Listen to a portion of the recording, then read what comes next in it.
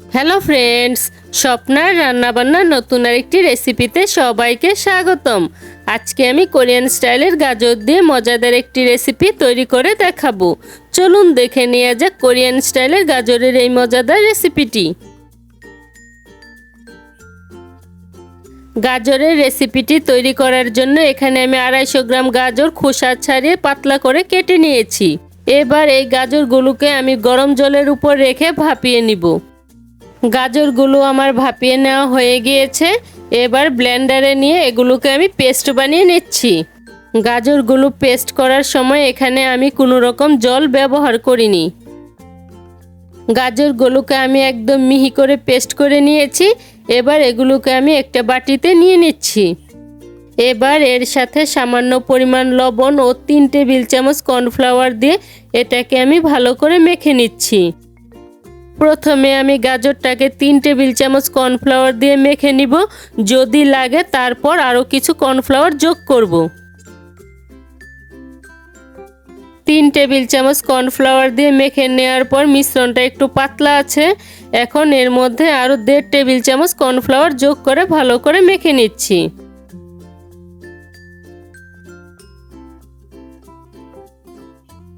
সম্পূর্ণ এই মিশ্রণটা তৈরি করতে এখানে আমার আধা কাপ কর্নফ্লাওয়ার লেগেছে। আর এই মিশ্রণটা একটা রুটির ডোয়ের মতো হবে। এবার হাতে সামান্য পরিমাণ কর্নফ্লাওয়ার মেখে ছোট একটা লেচি কেটে বলের মতো তৈরি করে নিচ্ছি। এবার বলের মাঝখানে চাপ দিয়ে বাটির মতো গর্ত করে নিচ্ছি। একটা বাটি আমার তৈরি করা হয়ে গিয়েছে। এভাবে আমি সবগুলোই তৈরি করে নিচ্ছি।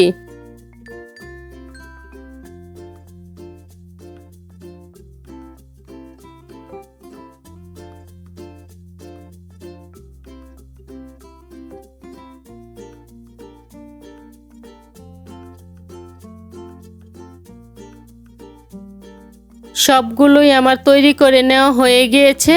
এবার প্যানে পরিমাণ মতো জল দিয়ে জলটাকে ভালো করে গরম করে নিচ্ছি। জলটা গরম হয়ে যাওয়ার পর এবার গাজর দিয়ে তৈরি করে রাখা বাটিগুলো এই গরম জলের মধ্যে দিয়ে দিচ্ছি।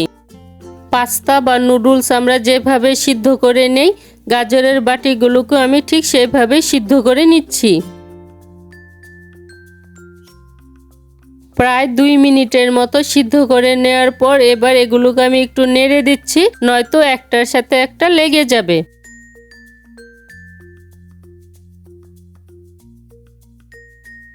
প্রায় 5 মিনিটের মতো সিদ্ধ করে নেওয়ার পর এবার এগুলোকে আমি জল থেকে তুলে ঠান্ডা জলের মধ্যে দিয়ে দিচ্ছি। ঠান্ডা জলে দেওয়ার ফলে এটা যে একটা আঠালো ভাব আছে সেটা চলে যাবে আর একটার সাথে একটা লেগে থাকবে না। এবার বাটিগুলোকে আমি জল থেকে তুলে নিচ্ছি। এবার একটি সসের মতো তৈরি করে নিচ্ছি।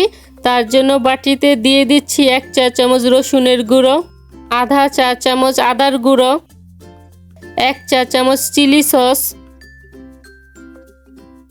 1 চা চামচ সয়া সস, 1 চা চামচ ভিনেগার, 1 চা চামচ কর্নফ্লাওয়ার ও আধা কাপ জল দিয়ে ভালো করে মিশিয়ে নিচ্ছি। এখানে আমি আদা এবং রসুনের পাউডারটা ব্যবহার করেছি।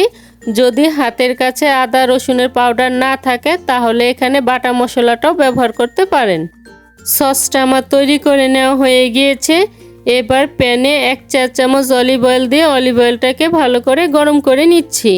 তেলটা গরম হয়ে যাওয়ার পর এবার সিদ্ধ করে রাখা গাজরের বাটিগুলো দিয়ে এগুলোকে আমি ভেজে নিচ্ছি। প্রায় 2 মিনিটের মতো ভেজে নেওয়ার পর এর থেকে কাঁচা গন্ধটা চলে গিয়েছে। এবার এগুলোকে আমি নামিয়ে নিচ্ছি। এবার একই প্যানে আধা চা চামচ অলিভ অয়েল ও তৈরি করে রাখা সসের মিশ্রণটা দিয়ে দিচ্ছি।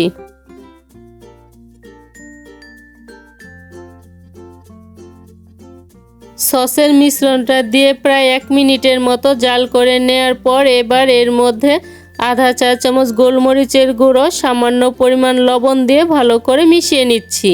সসে যেহেতু লবণ দেওয়া থাকে তাই এখানে লবণটা নিজেদের স্বাদ মতো দিতে হবে।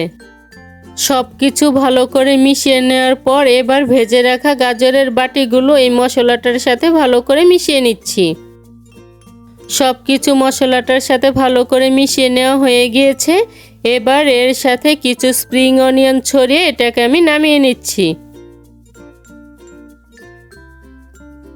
এবার টমেটো সস দিয়ে সাজিয়ে পরিবেশন করে নিলেই তৈরি হয়ে যাবে গাজর দিয়ে মজাদার কোরিয়ান এই রেসিপিটি। আজকের এই গাজরের কোরিয়ান রেসিপিটি যদি ভালো লেগে থাকে তাহলে স্বপ্নার রান্নাবান্না চ্যানেলটি সাবস্ক্রাইব করে পাশে থাকা বেল আইকনে প্রেস করতে ভুলবেন না। এতে করে আমি যে নতুন নতুন রেসিপি আপলোড করব সবার আগে নোটিফিকেশন আপনি পেয়ে যাবেন।